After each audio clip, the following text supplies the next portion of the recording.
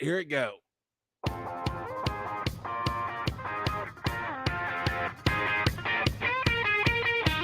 This is Wise and Nerdy, where fatherhood meets fandom. Oh, yeah. Joe made it back from the beach, but did he make it all the way home without his car blowing up? We're going to find out after the hour. All right, but first up, we got sports with Joe_Ard. Oh, sports. Yes, sports. All right, back to me in the studio. I am not all right. So no, actually, we do have a Wise and Nerdy sports tonight. Your sports report is the bad boss update. All right, people. All right. Let me set this up for you. A quick little catch up for you. When we were doing Pokemon Go podcast after the show, Joe would be sharing stories with me about things he was going through at work and a bad management fit, if you will. And then as we started recording this as extra content for Pokemon Go podcast, we realized we needed to make it a show. So during that time, every week, I think under telling me a story, it was just bad boss updates for a while. And then you got transferred out for better pay to a better or a different department, which was a better working style for you. Is that about right? Yeah. That's a good summary. Oh, okay.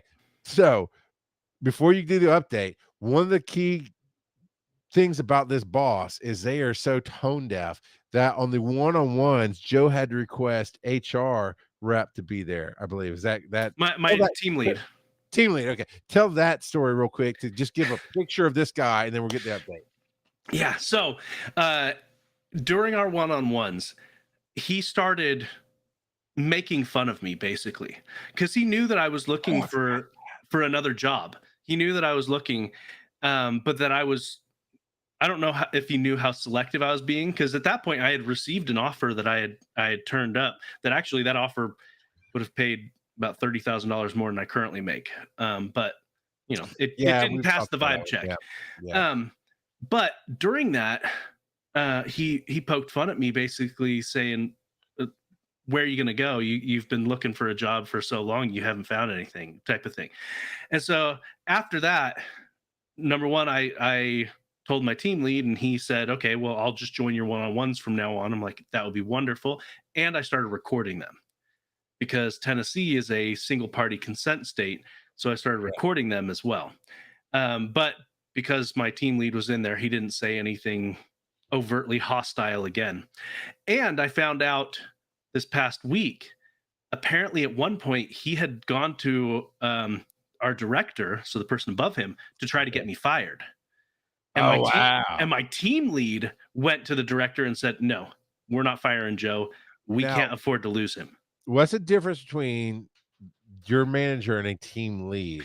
So a manager generally has team leads that report to him.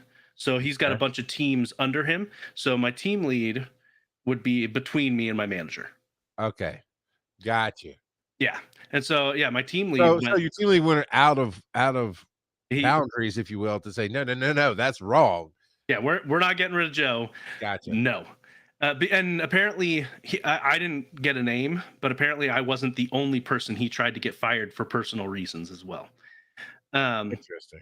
So while I was on vacation, they sent out an email letting the company know that they were removing some positions and that 95 people were going to be losing their jobs. So this is the company overall, or the company overall? Okay.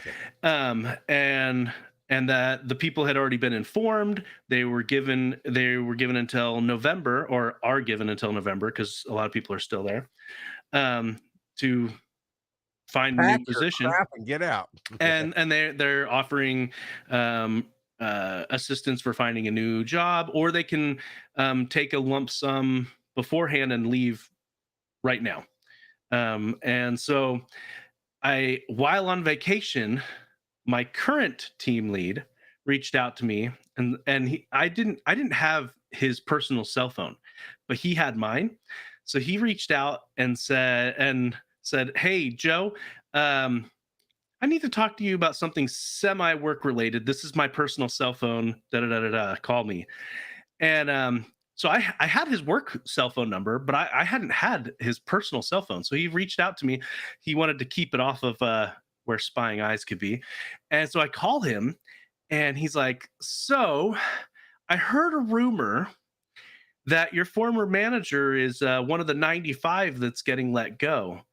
And actually, he prefaced it by telling me about the email because I hadn't seen it yet because I was on vacation. And so at first, my mind went to, "Oh crap, am I one of the 95 and this is that call?" But it was not. He had heard a rumor that my former manager was one of the 95 and asked if I could confirm it because I still go to lunch with a bunch of my previous coworkers from that team. And so I reached out to my lunch group and I said, "Hey, have you guys heard anything? This is the rumor I'm hearing." And they're all like, "We haven't heard anything." But I had lunch with them yesterday, and they Yeah, said after my text, they went and started snooping on people's calendars, particularly my manager, and they're like, "He had a private he had a private appointment or a private meeting scheduled, then he had a meeting with the director scheduled, then another private meeting scheduled. Huh, oh, there might be some validity here." And so Monday, this past Monday, I got forwarded an email from my current manager letting us know because we're their director is actually our director. So we're in the same, well, I'm still in the same area. I have the same director. And so I got forwarded that my manager, as of tomorrow, is done. He's gone. He's leaving the company. wow. So he took the lump sum, I guess, to go ahead and pop off. And he has through the rumor mill, he's not even planning to stay in the country. He's gonna move back home to India. So I'm like, all right. He's been in the country for like 10 years now. So I was that actually kind of surprised me that he was gonna go back, but I guess he's done. So, You know, what are you gonna do? but my my former team, they were curious to see what his LinkedIn looked like, and he has so many lies about his accomplishments while he's been at the company. It's crazy how much he is just falsifying it. Fetzko asks, "He was not a good boss. He sucked." Yeah, I think Fesco came in right after you did that premise thing of how he was attacking you verbally because you were looking for another position. There were so many stories, and actually, if you go find the early recordings of Wise and Nerdy, you will hear a lot of those stories as they were happening. Yeah. Uh, Yeah, so he's done. My my group was very excited on to eat at lunch yesterday, the lunch group. So much so that one of the people who had been butting heads with him almost as much as I had been, uh, she paid for everyone's lunch because she was just so happy, and she's like, "We're celebrating." I'm like, okay. Now, if you So want the director spot at Dragon Con, you need to go take that director spot and show me what you got. That's then we'll talk. And Fetco, thank you for the follow. We appreciate you there. All right, it is time for the question of the week, brought to you by Taco Bell. Where at Taco Bell, the only question that we have is how much sauce do you want with this awesome food? Taco Bell, not a sponsor, but we're trying. maybe you should try a little harder, reach out to them. Send them, You send them. know, I think we need some more solid numbers of downloads before we can reach out. But hey, you never know, Taco Bell. I put you on the two shows. People eat Taco Bell when they listen to me. What can I say? Joe, what's the question of the week? The question of the week is, what's the best geeky gift you've ever received or given? Okay. Well, I can tell you the Ooh. best one I've given. Okay. If you consider a computer a geeky gift. I mean, yeah. Okay. When I'd built a computer a few years ago when we were doing Pokemon Go podcast before you got your upgraded rig, I think, or maybe it was that right after. But I built a computer, and at some point through the internet issues and stuff, we just kind of thought, well, maybe things are just kind of slowing down, and I got a new computer.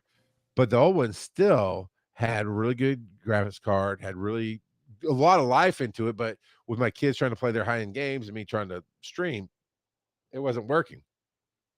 So Mike Woodard was in he was just starting broadcast school last year, I think it was, in Colorado. And he was telling me about how he still had an old laptop that apparently I'd given him the old laptop 6 years ago. And I don't remember if I just bought it for him outright, because I did that every once in a while, I'd help him out and take care of stuff because he did a lot for me. He still does. If he's a good guy. And that was just slow, but he's making it work. And so I packed up that computer and the keyboard and the mouse, everything go with it, and power cables, blah blah, and shipped it to him without telling him. And uh, it cost not as much as buying a new computer, but I might could have gotten him just an updated laptop for him for about the same cost it cost me to ship that thing to him. But it made his day. It just changed the world for him. And I was very glad I could help and do something like that. And then it went to a good home. And yes, random kid, I've got my come back when you have cookies sign up. And then that's the one Joe's been talking about that my daughter got at Dragon Con for free. It's the Doom Slayer. I have them even now, but I think I'm going to stair step them a little bit. And then, of course, there's my boy. Inosuke. My boys, real brief tangent. They didn't realize that the English voice actor for Inosuke is the voice actor for Cat Noir in Miraculous. Yeah. I learned that because I was trying to get his panel for Atlanta Comic Con. And I saw the artwork, so I just Googled it. I just like, at the time I didn't know it either. I was like, holy crap, that guy has done a lot of famous work or recognizable work, I guess you could say. Oh yeah, he's been in a lot of stuff. So, but all right, anyway, which one you've given or gotten? Okay, so my brother-in-law, he is really good at giving gifts and giving gifts that people know that he knows they'll like my gaming mouse that I'm using right here. He gave me that. These headphones, he gave me that. Headphones, yeah. The let's see if I can, that Demogorgon right there, he gave me that. There is a Bahamut right there. You should get little tea lights to put underneath them and to light them up. Actually, I'll go grab them. Or not, because we do have a show to finish before it hits midnight. Humbug. Bisco asked, do y'all like Avatar? Yeah, we can talk about that here shortly a little bit. Boom. Yeah, so the Demogorgon. And this is not the Stranger Things Demogorgon. This is the actual D&D Demogorgon. And then the Bahamut. Haha, hilarious. You're so funny. So he is really good when it comes to giving nerdy gifts, at least to me. For myself, according to my son Bob, he said that the Pokemon games that I've given him are his best nerdy gift. So I guess there's given and received. That's cool. We've got a couple of speak pipes from Devo site, part 1 and part 2. To answer that, I got two quick ones. Okay. Another good one I've given was I got my son Oakland. I got him the Xbox Series X launch day for Christmas. Made him cry. But the best one I got, our good friend PaulPuck bought me a Switch. Yeah, the original Nintendo Switch. I still have it. I was playing it last night, and it is given so many hours of awesome connection with my kids and myself and my wife, and we still play it and still look forward to it. So I would have to say it's probably one of the coolest things that's ever happened. All right, thousands of hours because he gave me a Switch as well. So, I mean, and that was years ago. So dude, just that's what I hope for when I give somebody something, anything is that either it's cool for a moment, like I thought of you, or it's that epic, like, dude, years later, it still means so much to me. And that's only two ways. There's no middle ground. And my Anchor power bank, Paul gave me that as well. And I use that whenever I go to a con, that comes with me. And he originally gave it to me for Pokemon Go for GoFest. That has been a lifesaver. Devo, our Bob, Rock Bob of podcasting. Yep. Yeah. So let's see. So Devo, speaking of, let's hear what he has to say about nerdy gifts. Geeky gifts. Well, my brother and I tend to give each other exclusively geeky gifts when we do give each other gifts, tools, um, old like radio, these old Stop gauges, those? that you'd see on boilers and stuff. He's given me that, and I found different things. Anyway, but one of the things my brother was looking for in my dad's stuff was this little slug of metal. Um, he bought it as a souvenir in Chicago at the Science and Technology Museum. It was Okay. from the door when they cut the door open that you go in and out of. They cut that into little slugs of metal that they sold in the gift shop. And so my dad had it. It has stamped on it the U, So I forget dirty. or whatever the U-boat number is. Ah. And I gave it to him on Christmas, and it's one of his most cherished possessions. Came from our dad, and on top of it, just something he was really fascinated on. So yeah, geeky gifts. It's the only thing I want. It's the only thing I ever give. Oh, wow, that's Yep, cool, yep. man. That is very nerdy, but also the dad story behind it makes it more what am I trying to say, Joe? More sentimental. Yeah, Sentimental, yeah. yeah. All right, and he's got a part 2. Apparently he's only going to speak in letters that don't make sense, but do. Okay, one more thing. When my wife and I were dating, she's a dental hygienist. Wow. It's Valentine's Day, a holiday I'm sure that Charles loves, and I was going to be gone that day. I had gone to Think Geek, and they had the plushy microbes. So I got her halitosis. Wasn't E. coli. I think it was a spirochete. Maybe, I don't know. Anyway, there were like 3 or 4 things. And I had my coworker, and was also a friend, come over and put it in her car and had some little decorations and said, "Hey, put those in there." So it really threw her off. Like, where did these come from? She kind of figured it out, but she couldn't figure out how I did it for quite a while. And then I told her, but she really liked that. And to this day, she still has her micro plushies. And she used to have them at work, but she no longer. She just keeps them at home. But that was probably one of the geekier gifts, especially the first geeky gift I ever gave her. Yep. And real quick, so Fetzko had asked if we like Avatar. I'm assuming they mean The Last Airbender.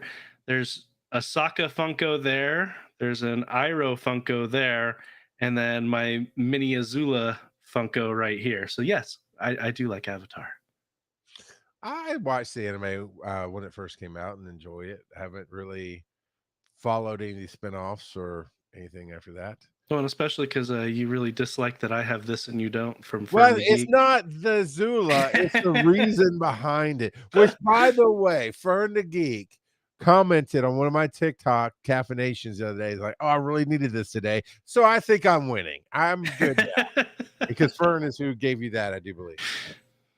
So, It's true. Pathogen's the gift that keeps on giving. Man, there's a magic, right? There's a magic to when courtship or dating and some of the craftiness we can pull off that's like that. I don't specifically have a story like John's, but that whole getting the friend, coworker to put it in the car so it just kind of shows up. And yeah, that's really cool. Hey, we got somebody from Dragon here, and I'm gonna try to say that. Get as adventures, TaskCon adventures, Regretuscon adventures. Regretuscon roll out. I'm not sure. Con Adventures. Regatas Con Adventures. Regatas Con Adventures. I'm sure once it gets like phonetically spelled out, we're gonna be like, oh, we're stupid. And I did see Vegeta's in here. It's Vegeta's Con Adventures. Regrettable adventures. Okay.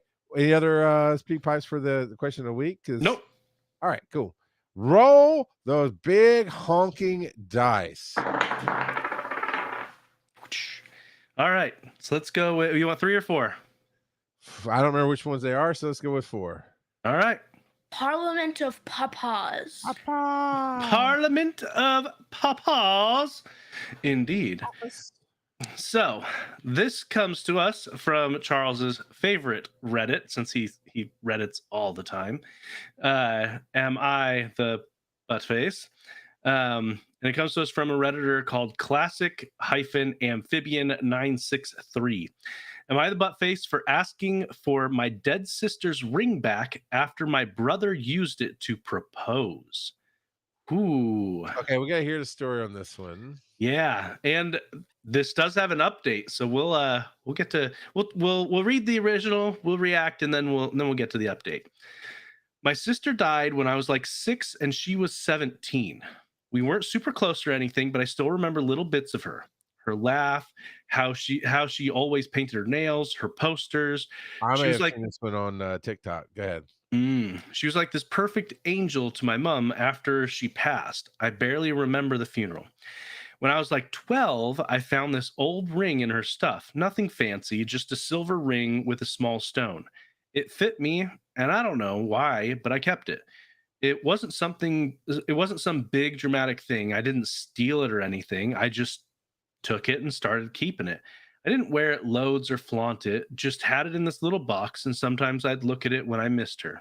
It kind of became this one thing that felt like mine, like my piece of her. Yeah. Yep, I did see this one. So anyway, last weekend we had this family lunch, and my brother, 27 male. So at this point, I'm not sure if we know how old the actual person is just yet. They've talked about in the past, so I'm not sure how old they are. We'll get to that.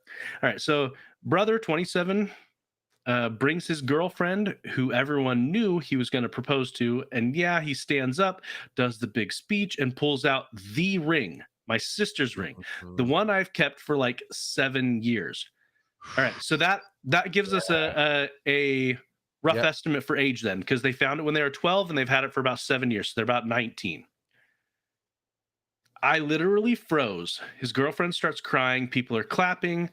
I'm just sat there like, WTF. I look at my mom and she just smiles at me like nothing happened. After dinner, I ask her, was that the ring? And she's like, yeah, your brother asked me and dad, and we said it was fine. She said it was sweet and symbolic. Wow. And my sister would have wanted it passed down or whatever. So right off the bat, we're not done with this yet, but right off the bat here, I'm thinking they have been keeping this ring for 7 years in a box. Right. Like in their collection and their stuff. So they would have had to go and take the ring from, and we don't know, we don't actually know the gender of the OP here, but they would have had to go and take the ring from the box out of their room. That's pretty messed up. Let's see where it goes. We still got about half of this initial post, and then we also have an update. So let's see. And I was like, question marks. It was never yours to give, though. Like, I've had it for years. And she just goes, oh, come on. It's just a ring. Don't be dramatic. But like when I had it, it wasn't just a ring. So yeah, I kind of pause. If it's just a ring, then why'd the brother want it? Yeah, right. Why? What? Go ahead. Oh man. So yeah, I kind of snapped. Waited till people were outside and told my brother I wanted it back. He laughed at first, then was like, no, WTF. And I said, okay, well then, I'll tell your girlfriend where it came from and let her decide. He got mad, said I was ruining his proposal and making it about me like always. That's what narcissists say. My mom dragged me into the kitchen saying everyone noticed I wasn't happy and that I left halfway through dinner. Yeah, because I was crying in the bathroom, like question marks. Dad tried to calm it down, but my brother kept going on about how selfish I was and that I'd been weird about my sister for years. I didn't even say anything. I just left early and haven't spoken to any of them since. Mom rung me yesterday saying, have I calmed down and am I ready to say sorry? And I said, not really. And she hung up. My cousin texted me later saying it was actually super messed up and she doesn't blame me, but I don't know.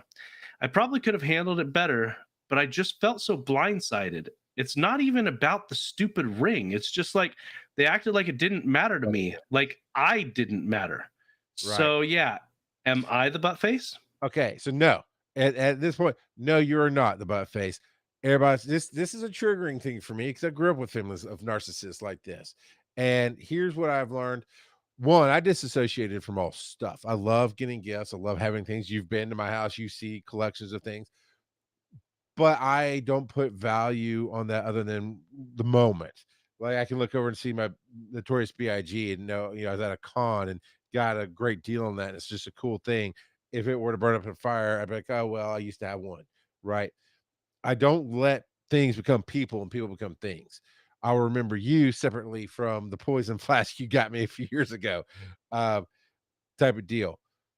That's what the, but that's me. Most, at least females, if not normal humans, really associate a person with a thing.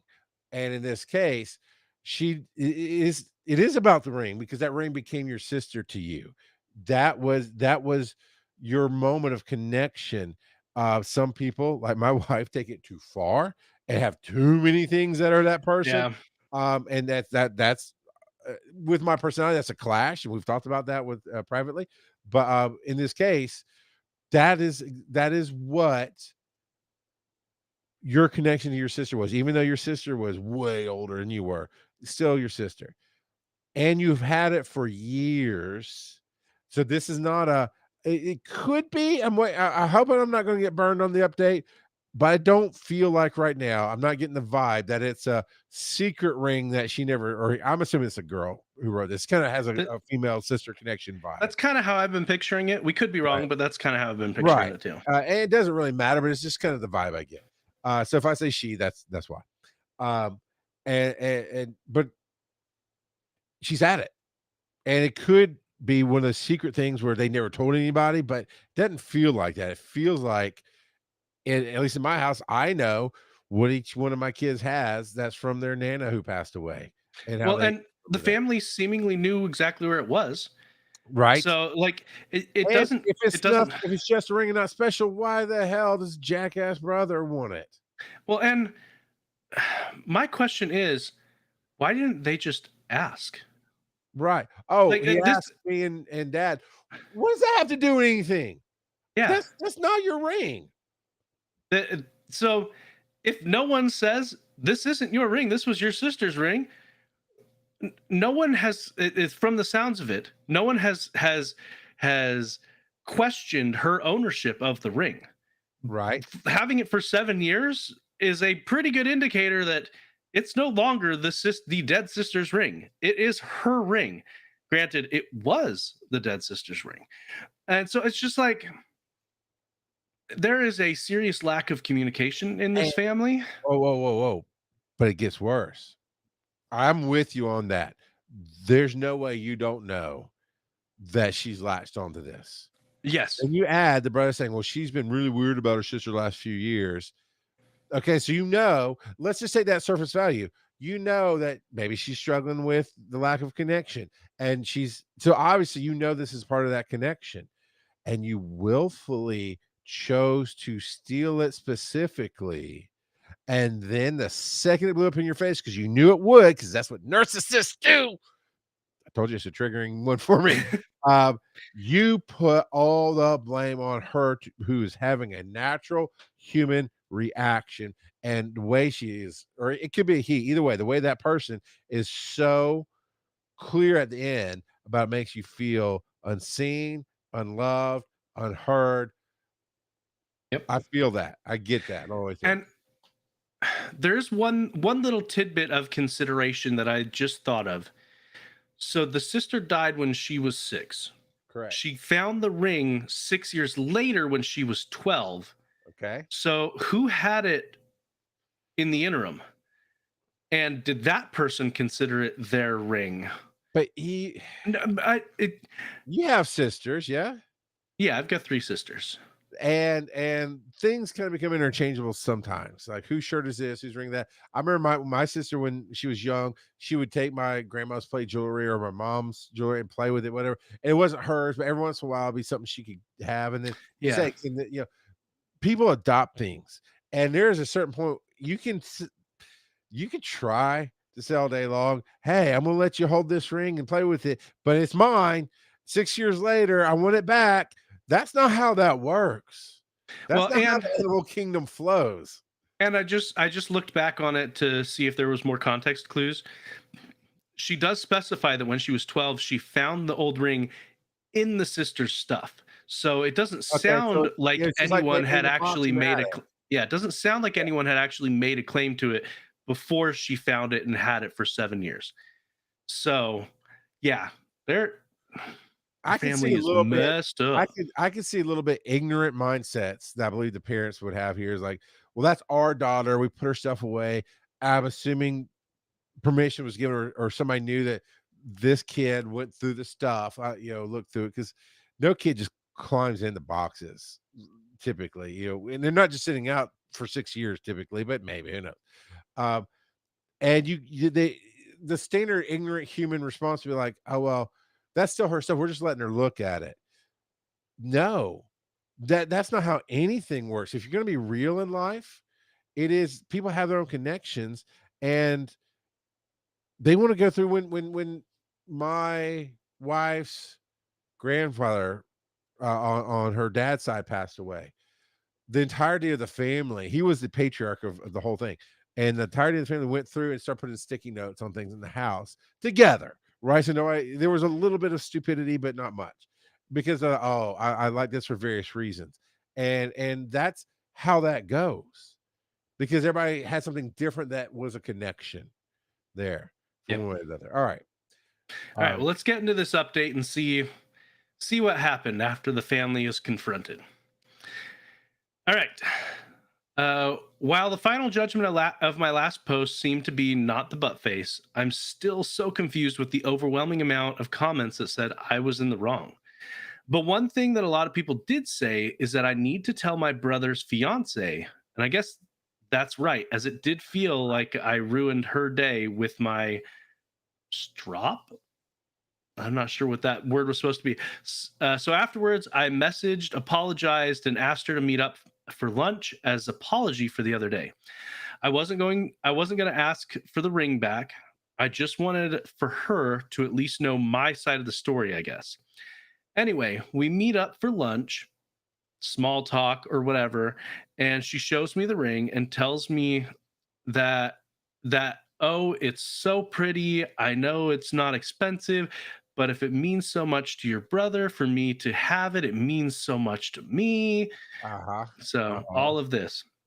Which tells me she doesn't like the ring, but her brother spun some BS story of it being important to him, and she's settling in the way that's written.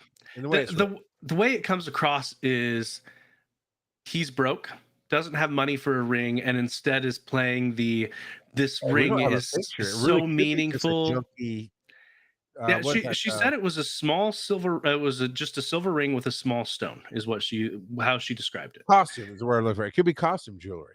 Yeah, and we don't know if the stone is what type of stone, if it's anything. So okay, just miss out crucial info when telling your future wife. Then I guess. I kind of just stared at the ring and didn't know what to say, and I guess she must have noticed, because she began apologizing a lot, saying, "I didn't know, I'm sorry," and I finally got my ring back, or whoever's ring you want to call it. So it sounds like she filled her in. She kind of skipped that part in her telling the story, but she filled her in on the backstory of the ring. I was near tears. She took me back to my friend's house, as I thought that was going to be it. Later, I get a call from my bro. Oh, know that's not going to be it. What kind of bubble are you trying to live in?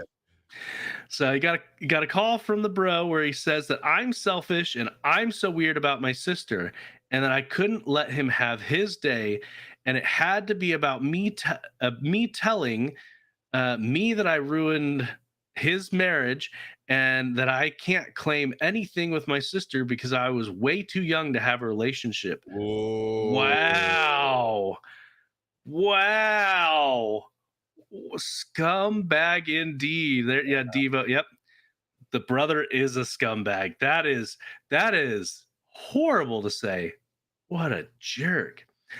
He ended the call, and I tried calling both my parents, but they wouldn't pick up till my dad called later, telling me he's disappointed how I handled things and that I've blown up my brother's relationship over a person I barely knew. And we don't get the age on the brother. Wow. The brother was 27, so 8 years older than Okay. than I OP. missed that part. All right. Yeah. So the OP was 19. 6. Well, yeah, 19 now. The brother is 27, and the the sister would have been 30 if she had still lived, but she died Sure. at 17. So this is because it's 13 years later. Reasonably, you can expect she's not engaged to anybody at 17, but it is possible. So it might not even be Well, at 19. just, But yeah. I thought she's died at 17. Oh, I see. No, the dead sister. Yeah. So She didn't say like this was an engagement ring or anything like that. She didn't imply that. Right? Yeah. So this sounds like parents who never healthily dealt with the death of their daughter, and a brother who never dealt with the death of his sister, who he was 3 years apart from, it sounds like, in age. And nobody gave a crap about the oops baby. Yeah, that's probably pretty accurate because we don't know if we haven't heard anything about any other siblings, which means so 8 years older. So yeah, they skipped 8 years. So there was a 3-year gap between the sister that died and the brother, and then there was 8 years. So yeah, she may have been an accidental pregnancy that they're just because that is kind of how it feels, especially because the dad even said something similar to the brother. They blew up the brother's relationship over a person I barely knew. Like, wait a minute. What is wrong with these people? So his marriage is over. They broke up. That has nothing to do with her telling the story about the ring. That has everything to do with you lying about everything, stealing it from your sister, and being a scumbag of a human being. Yep. The sister's like, this family is messed up. I don't want to be part of it. But, or the fiance, rather. Yeah, the fiance. But good news for the brother. Your company's hiring scumbag directors still. Oh, man. Yeah, that's a rough one, man. Yeah. And the reason we do these, sometimes they're funny, sometimes they're irritating, but sometimes they let us paint a picture from a quarterback, Monday morning quarterback armchair standpoint, so that you can see different things in your life. Because thank God I raised my kids way different than that. I mean, they understand how things flow and change, and that giving is caring and all that jazz. Yeah, I don't know if the brother has always been the golden child, but it definitely sounds like he is now. Yeah. So I'm not saying it could be different if she was born after the sister died, but she had 6 years, which at the time of death was her entire life of knowing her sister. So yeah, well, and 6 is plenty old to have memories. And those big gaps, they are way more bonding than the close gaps. A lot of times, yeah. Well, and a lot of times they feel more protective of them, at least a lot, not always, but a lot of times. I know when my older brother, he felt very protective of my younger brother. And there's a 16-year age gap between the oldest and the youngest in my family. But yeah. Is it too late to trade families, OP? I mean, to be honest, she needs to find a chosen family because this family clearly does not have her back. Yeah. that really triggers to like when I first left the house, and my sister had always been that. She's younger, but she's always the golden child. And I'm glad I've had therapy. Otherwise, this would be a whole different episode, sir. Yeah. Uh, Yeah. You know what? This will be another conversation, but I think I'm going to put in a personal Parliament of Papas, determining who the butt face is in a situation from my own family that has to do with an engagement ring. That'll be okay. All so. right. I hear you. Mine's easy. Mine was there was some grandparent that had left a ring behind, and it was supposed to go to whoever got married first, and Aaron didn't want it, and I didn't want it. So for her mom, I did propose with that ring, but we'd already bought, selected our own rings. And once I paid it off to get it out, to get it and give it to her, because I bought a nice ring, so I had to pay on it for a few paychecks. We replaced it, and then I think it went to her brother or something. It was more symbolic than anything. That's it. That's the end of my story. All right, roll Okay. some DC. Yes. Roll I say DC. Watcha. And John. Okay, we need to go back and cover some comments. Okay, we got to cover some comments from our chat room while we're getting that number Okay. up. Okay, random kids out. Avatar, Evo, pathogens, Dragon Con. Okay, so Dragon Con, it is Regina Con Adventures, by the way. I knew as soon as it was like spelled out, we're like, oh yeah. So you kind of got it because I think you played on word. You tried to be me and turn it into Vegeta. Nice try. I caught it. It's okay. Then John says, okay, now I need to make a lined box for those dice. But if you do, you do need to make it kind of like a craps table where either it's a little bit longer box and either end has a bad dad joke section. So if he craps out, or however you do it, maybe not either end, but if he lands in it, then he's got to tell a stupid dad joke. All right. So what I'm hearing is you want more dad jokes.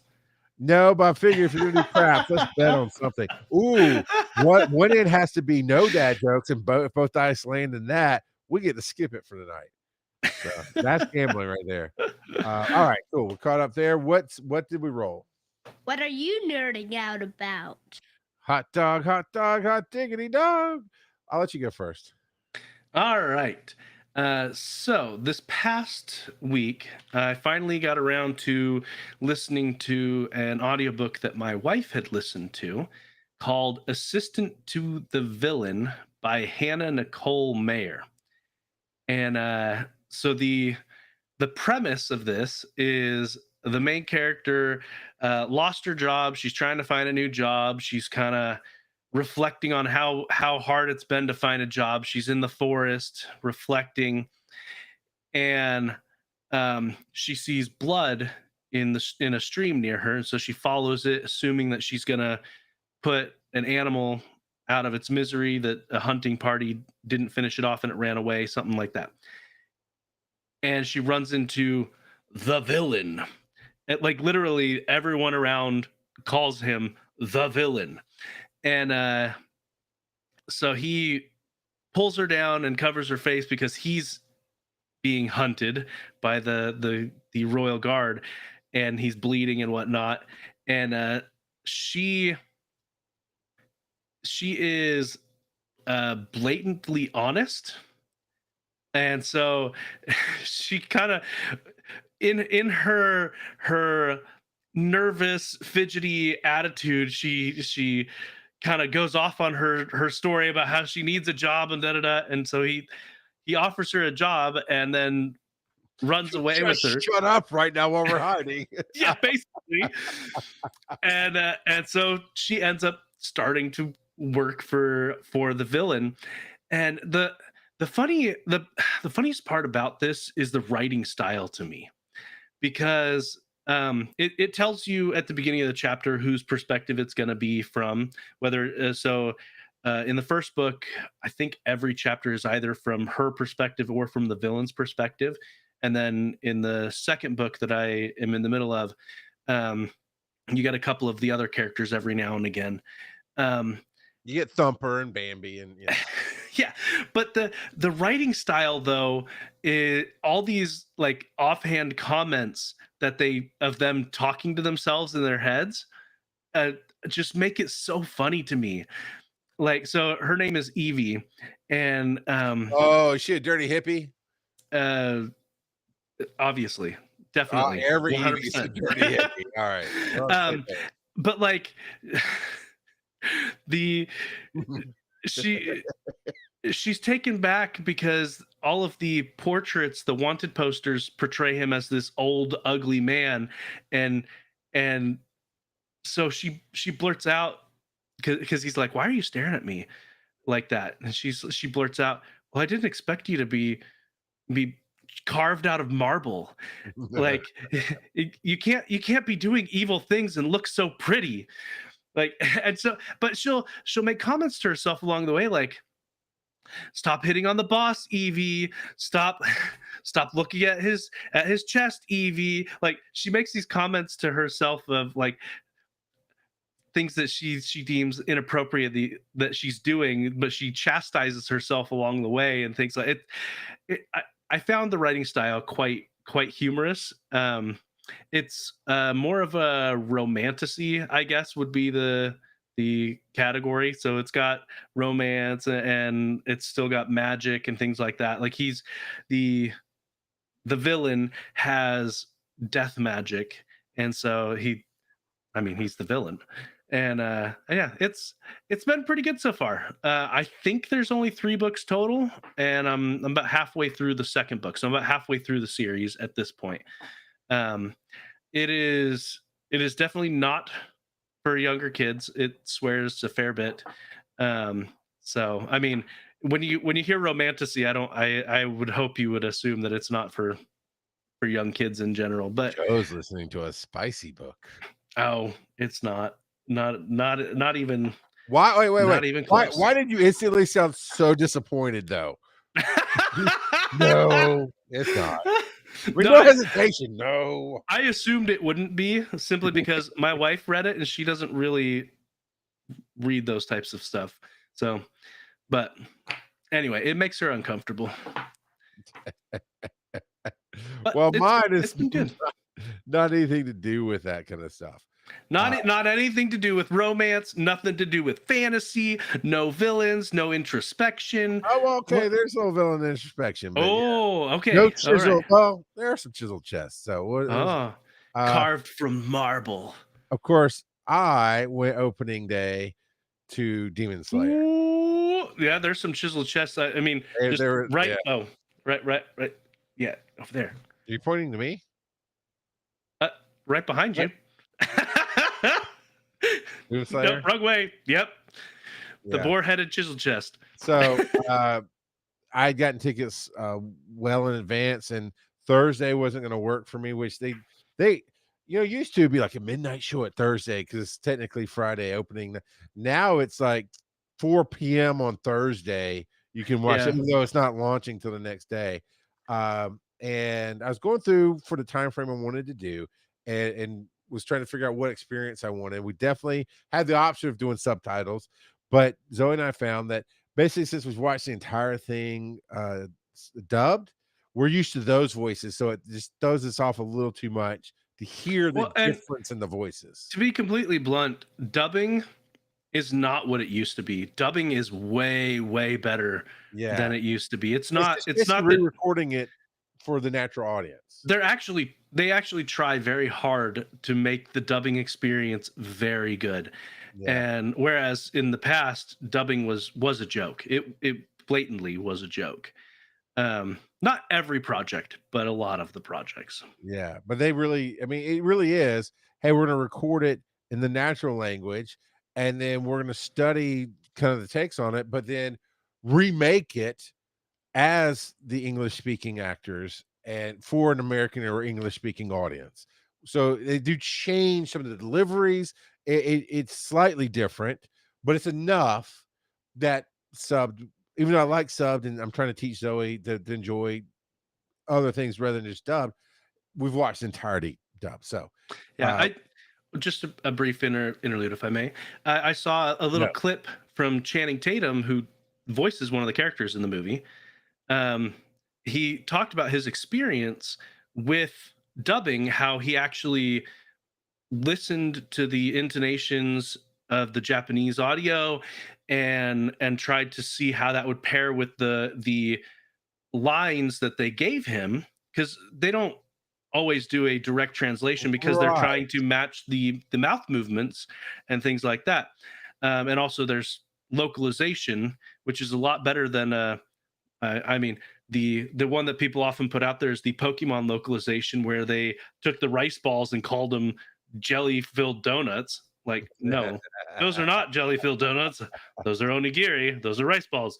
And then So yeah. speaking Japanese in this case, it would be the intonation of how you speak is different than how you speak in English. So yeah, Yeah, but being able to convey the same emotion and everything is, and so he found it to be a very unique and fun experience. So well, watching it, other than the viral videos going out where one dad was beating up this guy for peeing on his kid, uh, that's Ooh. I heard snippets of that. I haven't I haven't seen the whole story about it, but yeah, I had heard that that had happened. The fight, like, didn't nobody's even sister, and it's not even a fight. He gets the crap kicked out of him for what he did, rightfully so, and I would say. But other than that, it's there's nobody ruining it. It's amazing out there, and so we ended up going to IMAX dubbed as well. I don't think they had a Dolby one, because that's what I would have preferred, is the Dolby experience. And if I go back to see it, I'll see if they've swapped it from IMAX to Dolby. But man, huge screen. We are not quite the main center row for IMAX. We're just kind of Would you say down. an infinite screen? No, it would not. That had edges. Dude, go on TikTok and look up Infinity Castle infinite screen or something like that. And dude, I don't know how they did it, but they built out the Infinity Castle where it looks like you're sitting in it watching the movie. And I don't know if it's digital walls, but it, from all phone aspects, it looks real, like it's built out in the layers. Nice. And so it's really cool. So, but the IMAX was beautiful.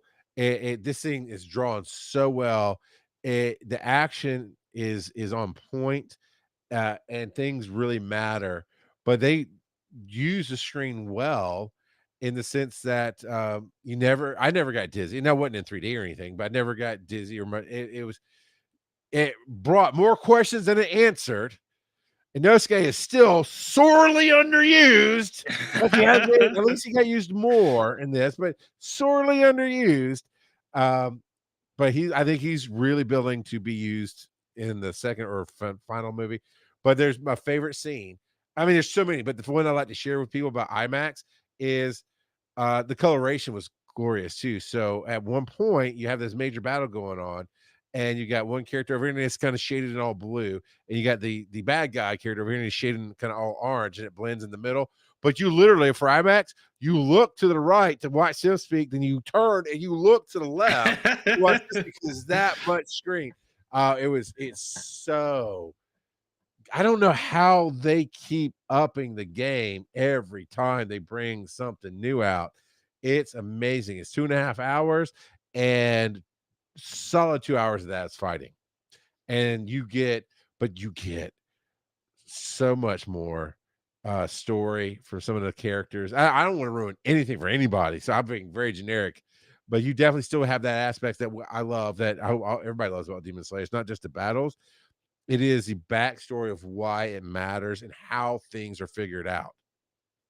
The only biggest question I have that won't ruin anything is, quite literally, they keep infinitely expanding these things. Like, how are you going to do anything?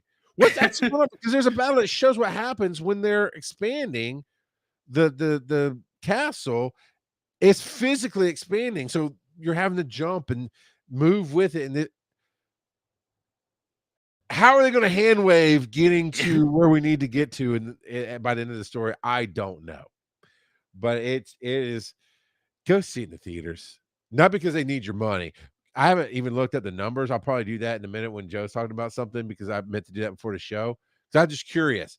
I know in Japan and wherever else they released it in Asia before it came here, blew out the box office numbers. Oh, I don't know opening weekend, but opening day was 33 million. I mean, And so to put that into a comparison, Thunderbolts opening day was 31 million. So it beat out Thunderbolts for opening day, which for an anime is amazing. It's been breaking records for anime records for anime movies. I haven't seen a fandom this strong in a hot minute. Now I did go on a Friday, which is pretty much against my rules, but we went at 2:30 on a work day that school is still in session, and our IMAX theater was as full as is comfortable. Like everybody had Yeah. space around them. There's no one. Yeah, there's no bumping elbows with a stranger, but it was a lot of people. Um, which was fun with some of the reveals of the shock and awe or the laughing or those kind of things. There's a few moments that people clapped. I was like, we're just not there yet. We're not there. I knew they would clap at the end. I don't clap at movies, but if I did, I'd clap at this one. It was really good. But going in, it was almost Dragon Con level of cosplay from all the Hashirad, all the characters, and they were showing multiple theaters at one time, midday on a Friday, and people were just going.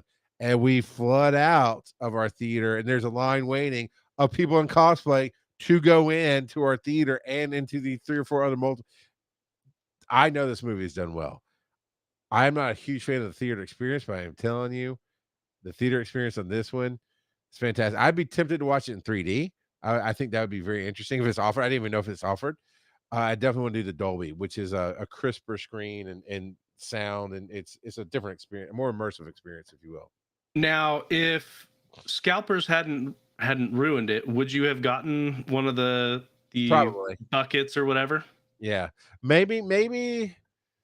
So I want the one from Japan because it spins. So it's an encased bucket, and you see different scenes and different art. Both Zoe and I thought that was cool. The one people keep trying to say was in Japan is not. It's on Amazon. It's Nezuko with the box, and the box is the popcorn holder. But that one's been out for a while because I'd already looked at that. But yeah, but there was one that's supposed to be here in America that was just plastic with just whatever art on it, which we got last time we went. They didn't seem that great to me, but scalpers ruined even that. So yeah, it wasn't that great. So I don't know. There's an Affinity one that I wasn't interested in, but the cups, I probably would have gotten Zoe a cup because they're all the lids are the hilts, the different hilts, the handles, and then you've got the handle coming out of it. That's a straw. So that's kind of cool. But yeah, no, and they ruined it. I mean, Thursday, because if you go to IMAX, you're supposed to get some free like keychain thing. All gone, just gone. Oh wow! Gone. And I'm not going to nitpick my theater. They flow with me all the time. It's really cool, but I know how the world works, and I seriously doubt very many of the things even made it out to the counter to give to the people that came. Oh, you think some of the employees?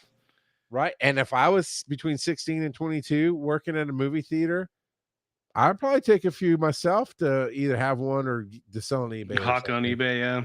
I'd like to say I'm better than that, but I'm not. It's cool stuff, and you can get a lot of money for that stuff, and it's just the way the world is. So no, I'm not going to buy it either because it's supposed to be part of the experience of going. But yeah, I probably would have bought a cup, but yeah.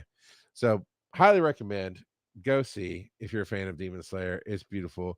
And we've got a year before we're gonna, or probably about 18 months before Zoe and I are gonna start from episode 1 and binge watch right up to the release of the next movie. There you go. Now, this one I've been saving for you, Joe. I've been saving it since before Dragon Con. And I know, Joseph, like, yeah, I told you about that one. Doesn't count because I did not remember you telling me about it. So it doesn't count. I discovered this one on my own, but I'm pretty sure you've watched it because I know I made fun of the title and you laughed at me a little bit. But Licorice Recoil, Rico. I haven't actually watched it. It's on my to watch list, but I haven't seen it. It is perfect for you. There is no sexual content. There's no nudity. I don't believe there's any swearing, but you take that with a grain of salt with me because I tend to ignore, unless somehow it's blatant and shocking. I tend to ignore it, but I'm pretty sure it's more or less a PG-13. Anybody can watch this thing. I saw actually somebody kind of took the best part of the first episode, put it on TikTok, and that's all I needed. I saw that. Holy crap! Let me go look this up right now. It's only one season. Then there's like a little season of shorts after, so it's Licorice Recoil, Far Away, or something like that, because they go to Hawaii at the end of the season, and then there's little shorts of things they're doing in Hawaii. It's just, I just don't like shorts usually. They just don't Yeah. really do it for me. And it's almost like they took one last episode and cut it up in these little 6-minute anyway. Fantastic. The premise is I don't know where licorice comes from, because it doesn't even look like it's supposed to be pronounced licorice, but that's the translation on the dub. Um, there's a secret organization in Japan that keeps society protected from the bad things. And those are not monsters, those are basically assassins. There's an assassins guild. So it's not fantastical, but it borrows from some fantasy. So there's like assassins, and there's people who just want to do like murder, and Licorice Recoil can, it's almost like the CIA on steroids, right? They can see it coming, they've got intel, whatever. They intercept all the licorice are assassins themselves, but they're the good guy assassins, right? They work for the government. But they're all schoolgirls, and that's how they blend in. They wear schoolgirl uniforms that, again, are not revealing. You don't have tons of, I mean, even at Demon Slayer, I have to remember, like, oh yeah, this is an anime. She reminds me that this is an anime. It's not like that here at all. But they wear schoolgirl backpacks, but those backpacks have guns and ammo in them, and they drop out. And then somehow they don't really explain how, but some of them have some powers, different little, it's almost like skills amped up, and the main character can dodge things, and I'll just leave it there. It is very well written. It's got one major arc through it, but basically two smaller arcs through the first season. Some nice twists that you didn't see coming, and one that was predictable but kind of not. And I recommend that one. But I actually assumed, like everything, unless I know, like Hell's Paradise, I knew you hadn't watched that one. I figured, like, oh yeah, this I loved it 5 times in a row. I still haven't watched Hell's Paradise, but it has been announced for a second season. Good, because I'd like to see where they go. That one, I don't know where you're gonna land on it.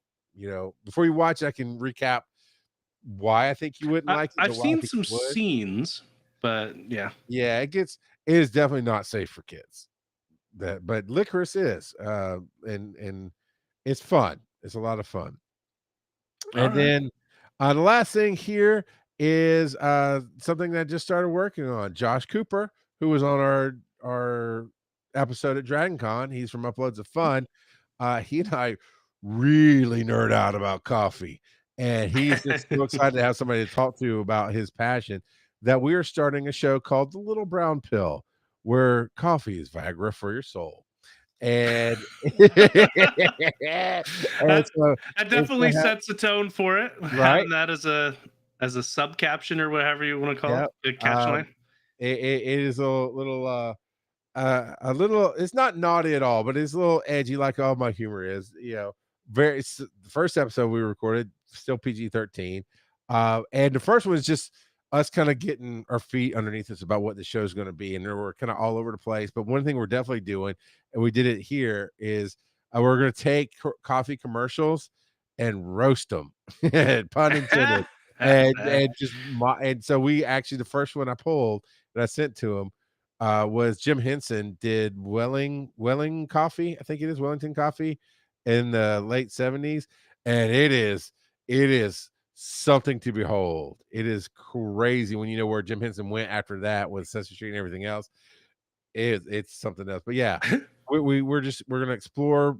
Like I don't know what half the coffees on a menu are. So we're gonna explore some of that, get some facts about things. He's talking to me about using pour over and espresso machines, and if you like coffee and you like comedy, this show is going to be for you. And we're gonna do it once a month, and we've got the first one recorded, and I'll be editing that very soon. But so I'll talk about it again right before I release it. But I'm excited, man, because I didn't think anybody nerded out about that kind of stuff like I did. And it's gonna be a fun adventure of finding new information. So there is that. Uh oh, did you? I know. Is Kelsey watching? I know we were gonna talk about her. No, she's at a church activity. We were gonna talk about her Christmas present. You're supposed to get her that popcorn of the month club. Do you remember to sign up for that? Because you know, we have a tendency to forget these things, and I have to stay on you about it. I did not. Yep. All right. Roll some dice, man. Way to make it awkward. That's awesome. I'm good at that. Pocha. All right, number 3. How do I? All right. This is almost part of nerding out, but I figured this is some knowledge to share with everybody. Ooh. And it is, how do I wire a rear car camera or kind of anything inside of a car? Because I'll just try to keep this as short as possible. Cars are magic. Okay. I mean, when you buy it, everything is sealed and there's plastics and this and that and the other. And I just never knew how things are. And I've seen documentaries and wiring harness, blah, blah, blah. When I started working for an ambulance company, we started putting in cameras, and the first set literally kind of just went under the dash, kind of next to it, taped down. And then we use these little clips that came with it up the windshield. But over time of working with it, I learned how to pop the plastic off of the A posts, is what it's called. It's that front connecting post where the windshield is, and run wires through there and tuck it in above. You can pull down the front of, even though it looks sealed, it's not where the windshield meets the cloth in your car. You can usually, it's usually kind of a plastic or whatever board, and you pull it down and tuck cables in there. And so front window, I got all day long. I've learned how to go under the dashboard and all this other stuff fairly easily. And there's these cool little tools that you can use for it, these little plastic levers. My wife, for whatever reason, bought a camera off of Amazon or TikTok or somewhere that had front and rear. Now, if I were going to buy one of those, I'd have it where it's built in right there on the camera. So even though it's shooting inside the vehicle as well as behind, because it's all in one piece, right? You just plug it into the lighter or USB port or whatever, and you're good to go. She did not do that. For once in her life, she didn't even consult me on buying tech. It just showed up. And I was like, come on, you're killing me. This is tech a real happens. camera. What's that? Tech happens. Yeah, tech does happen. And it's like, so we're opening it. At least it's not one of the rear cameras that you have to get power from, like a tailgate harness or whatever. That I don't know about. And I probably could learn after doing what I did today. But this one is just a camera and a single cable that runs all the way from the rear of the car all the way to the front and connects into the camera, and it's power and everything through that one. So where does it get mounted? We're on the back window, basically. Okay, On the back glass. So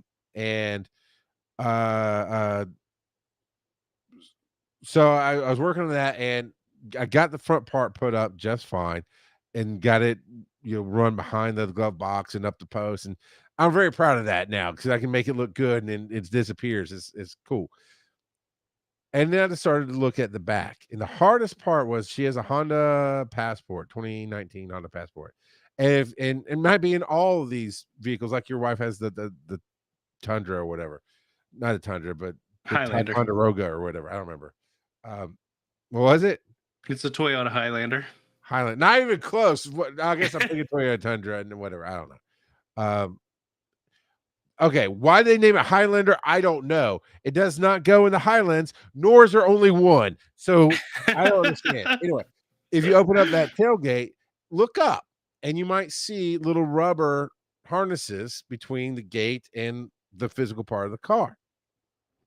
I know the Honda has it. And so as I'm looking, okay, it goes on the glass, but it has to go into the car somehow, but also has to have that give, right? When we open and shut the door. I was trying to figure out how that was going to work because I was just going to do it straight and then try to figure out how to go down the liner and whatnot in the car. And I just really decided to experiment some. Now, look up on Amazon, or that's where I get it from, forceps. There's McGill forceps, and then there's just forceps. I recommend everybody have 2 or 3 or 4 of these in their equipment set. Period. John, Diva, I can feel him right now going and Googling. Well, my first thought was medical forceps, and I'm like, they are. No, that's exactly what they are. All right. It's the one thing from medicine that I've said from day one. I was in EMT school and got to do rotation. Like, oh, what are these? Like, oh, they showed me, and this, and I'm like, that's really handy. And I went and got me a set, and my entire marriage, if we lose them in a move, we'll order some more. Now they're fairly cheap, but we have always had, dude, pulling stuff out of drains, getting hard to reach things. Right now, I lost on there's that big fan in my room, and the knob fell off and went behind the dresser. So instead of moving the dresser out, getting the knob, I just put forceps on it because they clamp on. So what forceps do is they have a grip on the one end, really small. It can be curved or it can be straight. And the other end is kind of like scissor circles. And then there's locking teeth. And you pinch and pull them out and they go open and you can click, click, click, and it'll hold on. And you'll see them in surgeries with not holding skin back and different things if you watch those kind of channels. Sometimes they're called clamps, but that's 80s TV. That's just TV crap. That's not what they're called at all. Anyway, you keep it. So my fan knob is now a set of forceps because they just clamp onto the grip and I can just click like a lever. So, just being lazy. Dude, this plastic harness, 2 inches at most long. And it obviously was like, oh, okay, here's a hole I can go into the door, and then it can go through the harness here, which will go into the car and keep it weatherproof, keep it flexible, keep it safe. Never going to get pinched. But getting this little cable, thread the needle, right? I mean, it already has a wiring harness in it, so there's that, right? And then it's rubber, and these connections are just little plastic. I mean, it's the size of a pencil, maybe a little bit smaller than a number 2 pencil as far as like the roundness and thickness of this cable. I was able to shove a shoelace far enough through this harness to grab it with the forceps and pull it out, to then tie it to the cable and try to pull it back gently and there's also 2 bends in the rubber, so you have to kind of straighten it out, blah blah blah. To realize I did it the wrong way. Oh no. Yeah, no. Undo it and do it the right way. But I got it to work because I needed to go. I went up to down at first. Oh crap, it's up because it's attached to the door. I need to go from down to up, from basically the car to anyway. I got it, and then the rest was cakewalk, man. I was able just to pull down some plastic pieces off the back there, so it right underneath this plastic decoration, right? It just hides harnesses that is at the door into the plastic thing safely through the other plastic cover. Gone, you can't see it. And then that little tool is a little plastic pry bar that comes with a lot of these cameras nowadays because of the cables. You want to pull apart the little plastic or the insulation. Like if you go over the door, you got to put it behind the insulation, whatever it's called, the rubber seal. Yeah, I did that today, all the way from the back of the car all the way to the front, and it's tucked away in the headrest and everything, and everything works. And I told my wife, she's like, cool. So I need you, Joe, to be freaking impressed that I wired that thing like an audio professional for cars. I haven't seen it, but it sounds very impressive. And that's really it. It's not impressive other than, hey, I figured it out, and I didn't have to take it to a car audio place and pay $200 for somebody to do it. Although I wanted to charge my wife $200 because it was hot. It takes a hot minute, And there's nothing better than the feeling of doing it yourself when you're done. That feeling is so euphoric. It's awesome. I was too hot to be euphoric. I was just very happy about I did this. So I just wanted everybody to hear for the how-to parts, the thought process of, that's it. I had to get a sticky note because her windows, now they're not illegally tinted, but they're tinted inside and out, I guess, or a certain material on them, that when I'm on the inside, I cannot see the dirt on the outside of the window, and vice versa. When I shut it and look from the outside in, I can't see the dirt on the inside of the window. Why does that matter, Charles? Because I was trying to use my finger to mark a dirty X on the window so I could shut it. Or so when I shut it, it's okay, it's gonna go right here. And I open it and I can't see the dirt. So I had to go put a sticky note. I used a sticky note to put it right where I wanted it on the outside to then be able to find where to mount it on the inside. And then figuring out, it does take some pressure. and they're a plastic clip, so you got to be careful, but they are replaceable. But you have to pull that plastic molding down, and it came off, and it looks scary. And then the rubber harness is sealed, so it's like up in a hole. So, man, I know you. I can't describe it. There's a way. Well, it's a rubber stopper, basically. So Yeah, the it's trim. yeah, and it's meant to go into that hole specifically. So you have to pull it a little hard for the rubber part to come out, and then I was just praying that I didn't tear up anything in the wiring harness because you can't see in there, and Yeah. but I didn't, and that was it. It's just kind of going, oh, here's a hole. It does come to here, so that's how I can get it there without pinching, and then get it into here, and then that was it. Just knowing the steps and trying to focus, it got me there. I didn't have to look up a YouTube video or nothing. But you could have. So have you done anything like that? Yeah, I could have. Uh, you ever had to hide some wires in a house or a car or anything? No, I do remember, like, not me personally, but Papa NASCAR, when we were installing a new AC unit that required a special type of outlet up in our upstairs, he ran a new breaker section in our breaker box through the wall and up to the upstairs room Okay. up above it. So I helped with that, aka I held the flashlight, and got yelled at a couple times when it wasn't at the right angle. You know, cliche things like that. Yeah. But yeah, but yeah, nothing quite like that. So And that's I want to encourage. I'm assuming everybody's still listening because my chat hasn't moved in a hot minute since 9:18. I haven't seen a new chat, but encourage people like full run through and everybody listening. Just take a swing at it. Just look at it. Most things make sense. I need to go from point A to point B to C to D. This looks like it might do it. How do I get to this point?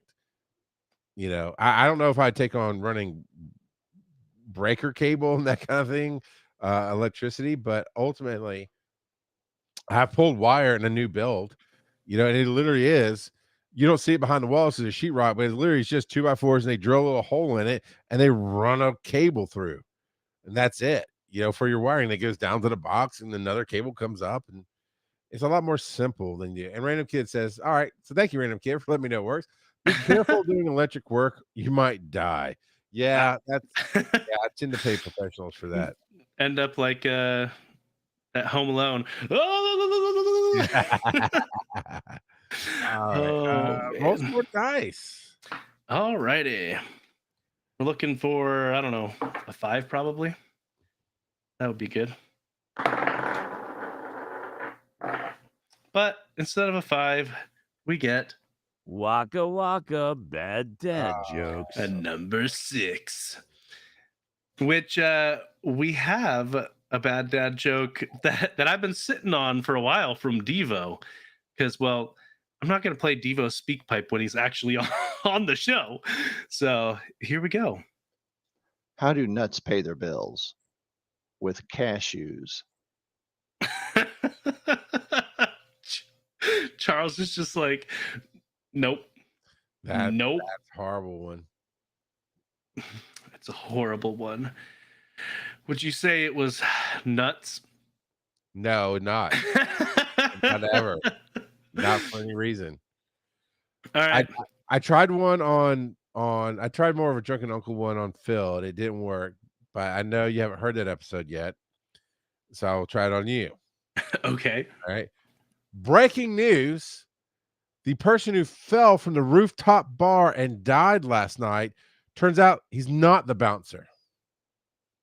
Oh no! Okay, that's a better response than I got from Phil. I tried it on Phil. I tried it on Ryland. You've given me the best response so far. Oh no! Oh man! Charles ruins things. Oh. All right, one more time. What do we got? It makes me think of a real life dad joke that happened, and this will be a bit of a bad uncle one too. that happened. What's that Anna Sharapova or whatever the tennis player, Okay. the female one that was famous a little while back. I haven't really heard anything about her lately, but she did a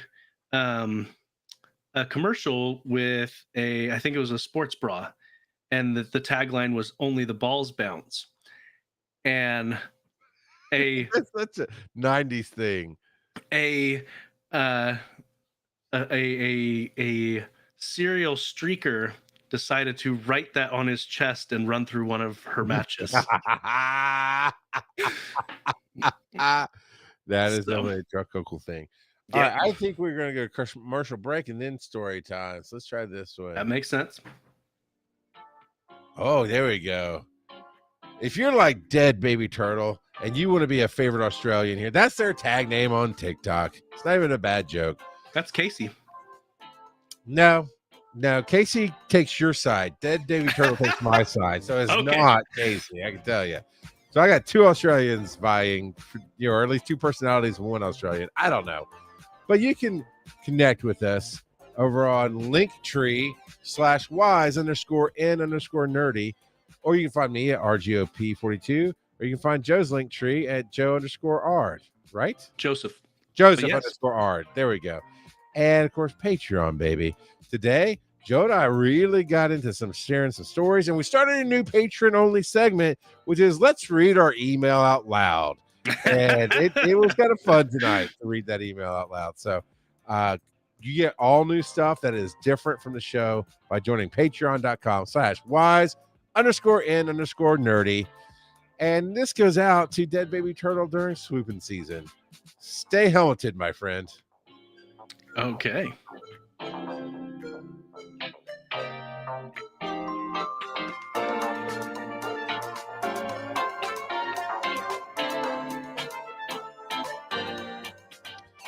I'm learning so much about Australian culture that I never knew I needed to know, but love. And yeah, there's a thing called swooping season where the birds, I think it's magpies, literally swoop at you. And he sent me a video of a lady going to hang her laundry out on the line wearing a bicycle helmet, and sure enough, pop, it came back, and then it sounds like it's laughing at her. It is so evil. It's hilarious. But Joe, what's our question of the week in 3 months from Tuesday? The question of the week for October 9th is, if you could take a vacation in any fictional setting, where would you go? All right. And we have a couple of, well, one speak pipe and one video that was sent to us. Oh, that's right. Yeah. So let's see if I can. We probably could have uploaded the video here and just played it. And showed it at the same time. I didn't even think about that. But I'm just going to share my screen and we'll go from there. All right, we'll do that. So let's see. Share screen. Yes, please. Maybe we could have prepped this before the show instead of telling so many stories. Probably. All right. So share that. And does it share the audio from it, though? Well, if you check the box, it does. If you didn't, you're going to have to do it again. Okay. Try it and let's see if it shares There audio. doesn't appear to be a checkbox from that. So we'll see if you can hear it. No. So when you go to share. I couldn't even hear it. Oh, it's okay. It's muted. Let's try again then. Still no. Still no. Well, shucks. Okay, All so right. here's what you do. Stop sharing the screen, reshare, and when you pick let me see on video. Also share audio. Yeah. Got it. There is that button. It's all right. kinda Can you hidden. see it now? Let's Yeah. see if this works. Hey, Wise and Nerdy Podcast. There is one thing and one thing only that I'm nerding out about this week. And I'm going to cry while I say it anyway, but here we go.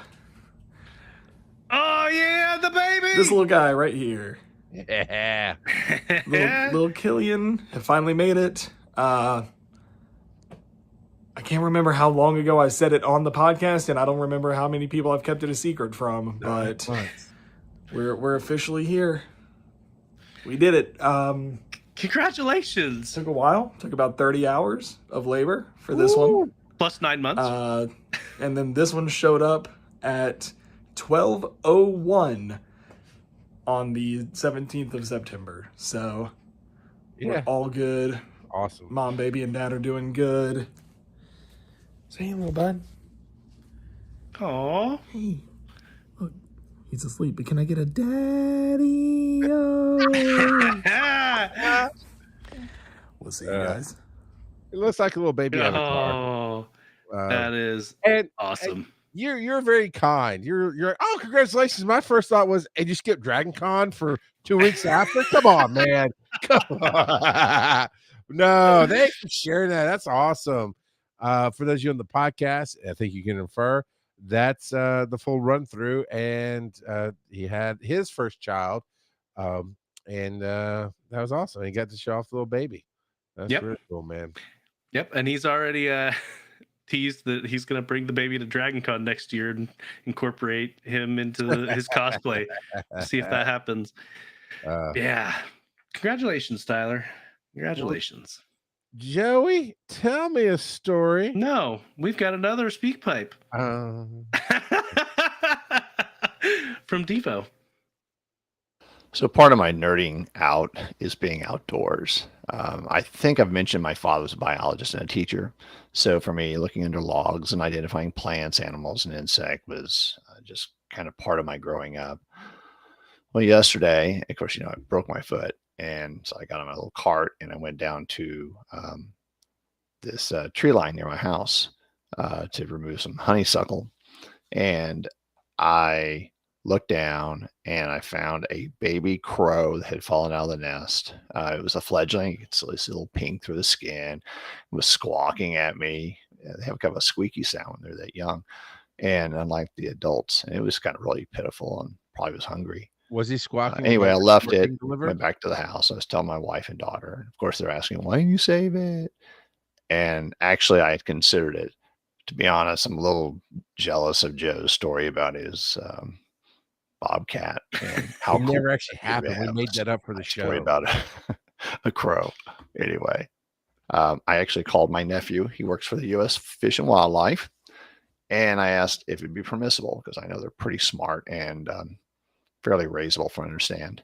And he told me that in the U.S., it is a felony to own or possess a crow because they're protected under a Migratory Bird Act. It goes like back 100 years, like 1918 or something. And they're protected witches to have migratory. So he went on to tell me that crows have a special category than no other bird does. If you're caught in possession of 2 or more, that is considered attempted murder. No, I knew it.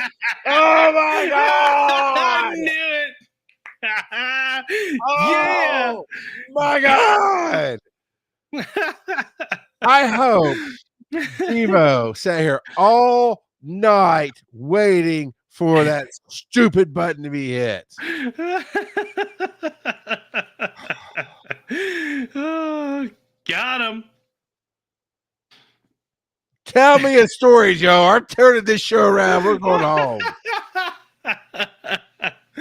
Oh, yeah. So, Daddy, tell me a story. Tales of keeping cool in the summer. We're getting towards the end of summer into fall now. So this, better tell it before we got to wait until a whole year, right? So, first thing that came to mind, and we were talking before the show, we don't remember who even put this in there as a possible story time, but the first story that came to my mind after looking at it was my second apartment with Kelsey after we got married. It didn't have AC, and so we were living in. Were you in Tennessee? Where were you? We were in Idaho. And okay, so that's more northern, Midwestern. It's 50-50 whether your apartment's going to have AC where we were at, to be honest. Our first apartment did, our second apartment did not, which is why it was, like $150 cheaper per month to rent from there. Even though it's actually a fair bit bigger. So I don't like heat. I hate heat. I would much rather be cold. Yeah. And so we went out, and our first thing was super dumb. We bought a window unit and set it up in the middle of our apartment and had it running super dumb. And we're like, yeah, this ain't not gonna work. super dumb. Rookie mistake, I would say. Rookie mistake. Yeah. So we took that back because we weren't allowed to have window units at the place we were at. Oh, well, I didn't So know we couldn't actually mount it in the window. We weren't allowed. But so what we ended up getting was one of those standing ones that has an exhaust tube. And so all we had was, the that little foot tray, or so tray that we stuck up in the window. So it wasn't, we were allowed to have that because it wasn't something hanging out the window. Right. They were worried about ignoramuses not mounting a wall window properly and them getting in trouble for it. So that's why that was their logic for not allowing window units at the apartment complex. So we got that. And the box said it could cool up to 2 rooms. So we're like, okay, all right. So we had it in our living room, and we were in a relatively small 2-bedroom apartment. And so we closed the one room and we closed the bathroom, hoping enough airflow would come over to the bedroom at night. It did not. It did not at all. Not without fans, but what? I'm gonna let you finish the story, but I got questions. No. That's good. That's good. So what we came up with was we took a bunch of garbage bags and sliced them, taped them together, taped them to the AC, and ran it over to the bedroom and had the other end taped to a chair, like a folding chair. And so almost like some ghetto duct work. And it actually worked pretty well at keeping us cool at night. So we had at night, this was running from our living room across our living room over to our bedroom. 1-bedroom apartment? It was a small 2-bedroom apartment, but small 2-bedroom apartment. Okay. Jesus. And it worked. It worked. Yeah, I'm sure it did. And it was much cooler. And the things you do, I hate being hot. I'm not going to argue. I mean, you did it the hard way. Kelsey says we thought we were geniuses. You kind of are, because geniuses are too smart for their own good sometimes. First question I have, Professor, why didn't you put it in your room? So we could have, and we thought about that, but then we're like, we don't want to keep moving it back and forth between the two. It's fairly heavy. Actually, we still have it. It's upstairs, sitting in a closet, and we've pulled it out. Like we came back from the beach one year, and our upstairs AC wasn't working, and so we used it to cool off our upstairs for a while before it got fixed. So we still have it. It still works. So you do your most important things in your room. Sleep being the key one there. And sleeping hot is not good for anybody. Should have put it in there. And have you ever heard of a thing called a box fan? Yeah. We had a box fan that was sitting on the at the end of the duct work. I mean, I'm sure it worked. And you move that folding chair back every day or whatever you did. But there's so many easier ways to, I mean, two box fans would have pointed it right where you need it. I don't know, man. You did it. Good on you. That's hilarious. As a science fair project, what that is. I mean, it worked. It worked 100%. That's crazy. That's hilarious. Mine's not going to touch that at all, right? But Georgia, my wife put this in there. We were a very popular apartment. People would come to hang out because we had AC. Because a lot of other people, they weren't going to spend the money to buy AC, and because you couldn't mount the wall unit. So a lot of people just went without. And so, people would come and hang out at our place and play board games and whatnot. Then you should have been finding used portable ACs to mark up and sell to your neighbors and make a profit. Or, you charge them $5 a night to come hang out and play cards. something. All right. So mine, we've always had central heating and air in all of our houses. I mean, it's Atlanta, right? It's vital to have that kind of thing in Georgia. And twice in the first house we owned, I don't think it's happened since, the AC died. And the first time we had to get it fixed, second time we had to just replace the unit. But both times it was last minute. I mean, there's no, it's not like AC starts going, hey, it's not quite blowing as cool. Not in our case. It was like cold, and then you woke up sweating, and that was it. It just done. And one case, I think it's the first time, we just had 2 kids, and we took them to their grandparents' house in Conyers. We didn't live in Conyers at the time, so we brought them to Conyers and left them with their grandparents, and we went to a hotel room and used their AC. And then that's for one night. Then the next time, we had 2 window units at the time. One's in my bedroom, because even with central heating and air, not all ductwork is made equally, and not all houses are built for AC to get where you need it to be.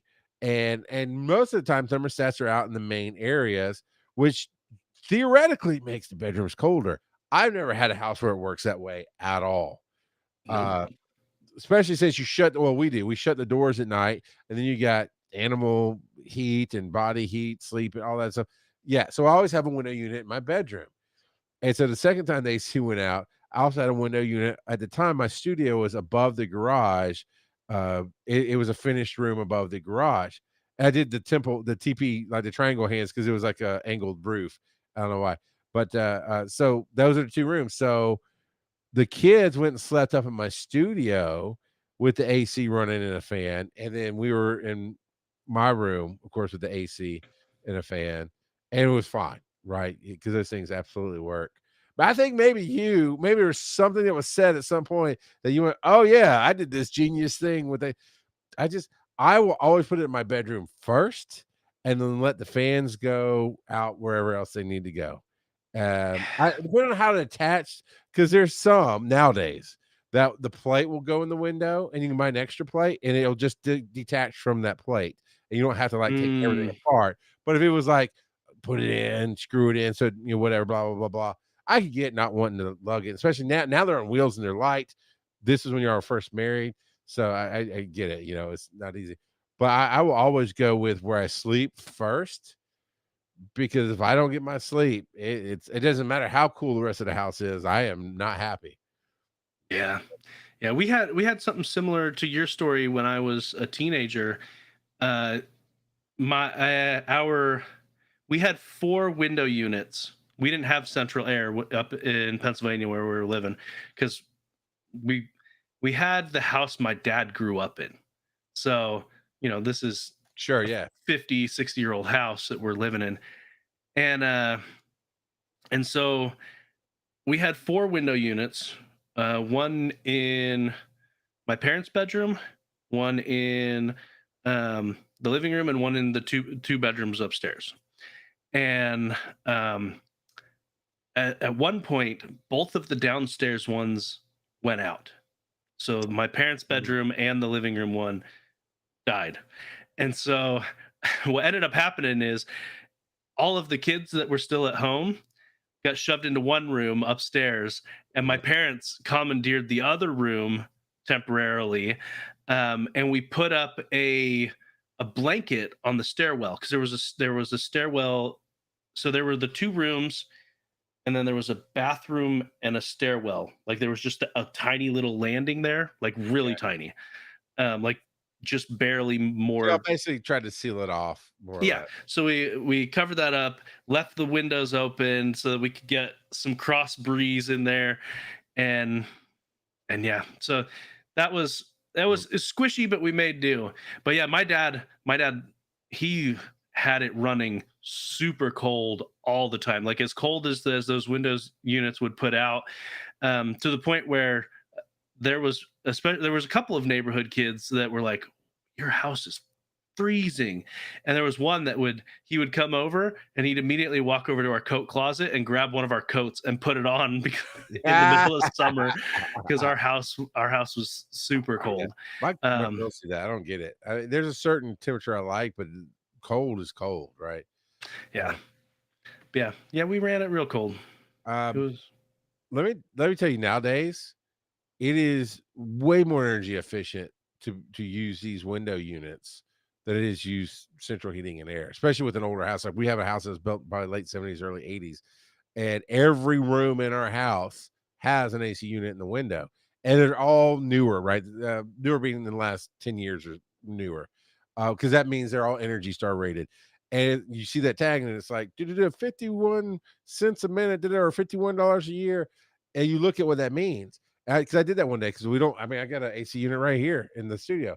That $50 to $60 it says to run it for the year, that's on an average 8 hours a day of it running. Now, and for the entire year, for 365 days.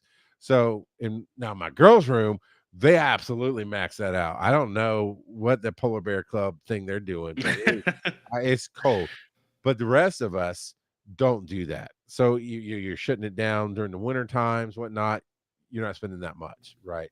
So that's why we do it, is to keep our overall energy bill down. Even though we have a smart thermostat, I keep that set to like 75, 78 in the summer, and keep my AC unit set to about 68, 70, more or less.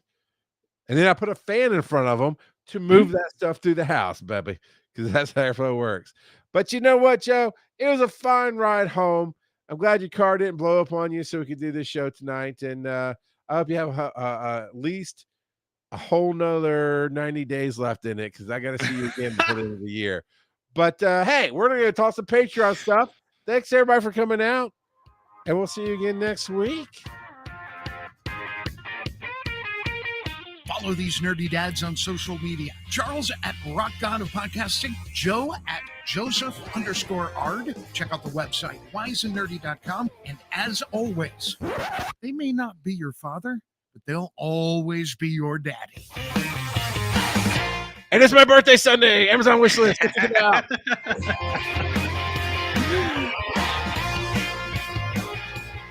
Rock out of podcasting, Amazon wish.